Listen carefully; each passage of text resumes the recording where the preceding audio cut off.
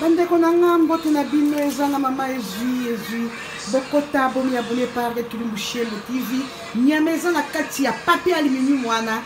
ezali ba tokisa kiango ba ba spice ba muscade céleri ail matungulu ça dépend ndenge moko salaka baguna yo yango wana eza na four ezobela yango ekomi kobela botala recipes biso to fongola bozomona muswana eza nkuna oyo tolingo présenter kaka to fongola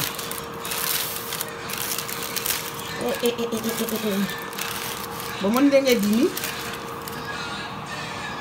résultat nango wana matungulu wana ba poivron rouge tosaki yango ya mobesu eza lokola kaka liboke ya nyama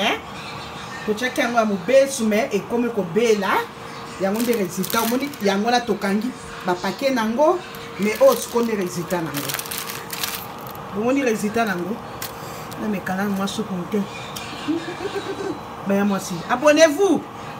papa pesa mama mbongo akende komeka ya mwasi yebisa ya mobali fiancé bomi abonné par Maman Kilumbu Shembo bo partager oyo ezaka publicité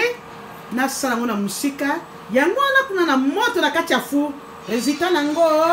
yango yé bokota kota bomi abonné l'air grave pour Maman Mariette technique à sika surtout na ba fête hein ba paquet oyo bongi na ba fête muta osali woda et bongi na ba fête obomi ka ba paquet ozo fongola ka muto aye atoki aye atoki to kwa ka liboke ya nyama toute forme ok si vous abonnez-vous baya mwasi baya mobali l'air est grave yango na moto kuna oyo présentation nango bye abonnez-vous kozanga te ya